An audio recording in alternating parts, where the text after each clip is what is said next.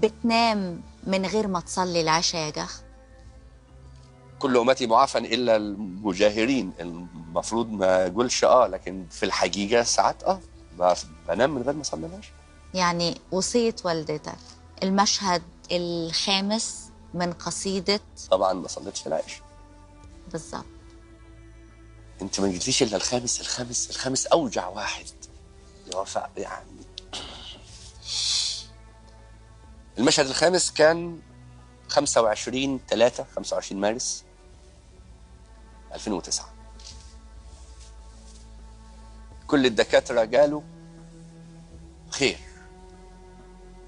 ما عندهاش ولا أي حاجة، ولا حتى محتاجة لدواء. ما احنا عارفين شهر مارس والهوا، شوية برد ما يستاهلوش، والسن برضه ما تنساهوش.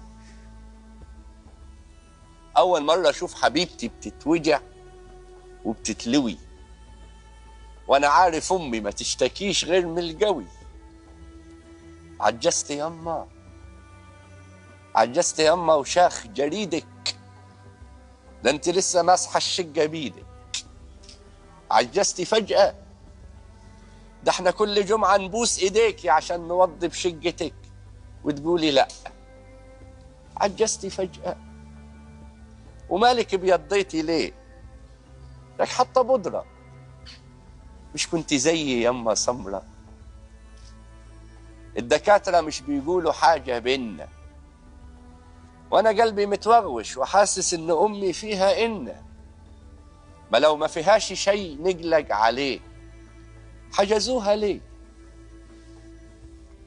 رسمت الضحكه بزياده،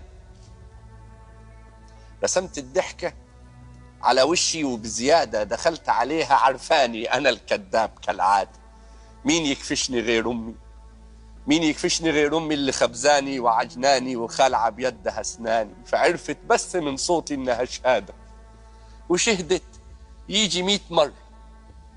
ساعتها كل إحساس اللي كان مكبوت طلع بره، وهاجت ذكريات عبت عينيا دموع، وإحساس الطريق اللي ملهش رجوع حاولت أخدعها واستهبل.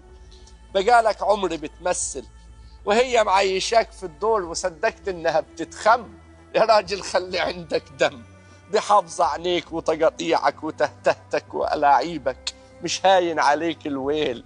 عايزها منين تجيب لك حيل عشان ما يبانش في عينيها العذاب والهم؟ يا راجل خلي عندك دم. كانت بصالي في عينيها السنين بتفوت، وجوايا الكلام من كتره عدى سكوت. كان نفسي أقول ندمان، أقول خجلان، أقول لك إني يمايا بحبك حب مش معقول. ما عرفتش ساعتها، الحلق كان مكفول، لكن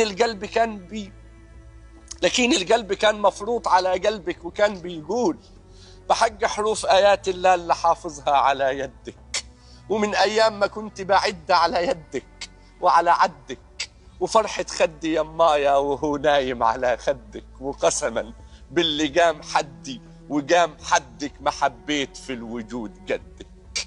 جاي دلوقتي تتنغوج، جاي دلوقتي تتنغوج، بتستعجل في ساعة الموت وتتلهوج.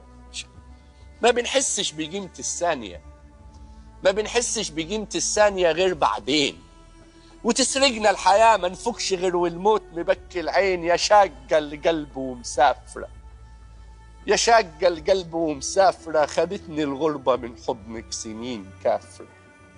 نسيت نفسي أنا آسف، قالوا لي الغربة بتعلم دروس وحياة، وإن الغربة يمايا دي طوق ونجاه أتاريها حزام ناسف. أنا آسف، معادنا يما في الآخرة. هي الدنيا إيه يما؟ حقة مناهتة ومعافرة؟ خلاص خلينا للآخرة حتى تكوني محلوة وعليك العين، ووريك العيال يما بيقوم بالتين. وجبت الواد يا ستي عشان ما تتضايقيش، حوصيهم خلاص يما ما تخنقنيش. أفراد عيلة هشام المدهشة، دي تعليمات جدتكم المفتشة. ممنوع تناموا في أي يوم، أي يوم قبل ما تصلوا العشاء.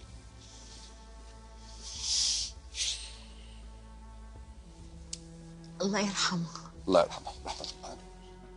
كلنا عندنا يعني أحبة وأهل وفرقونا. كلمتك بتوجع يا هشام وبتأثر فينا، ده شيء طبيعي. اللهم لك الحمد.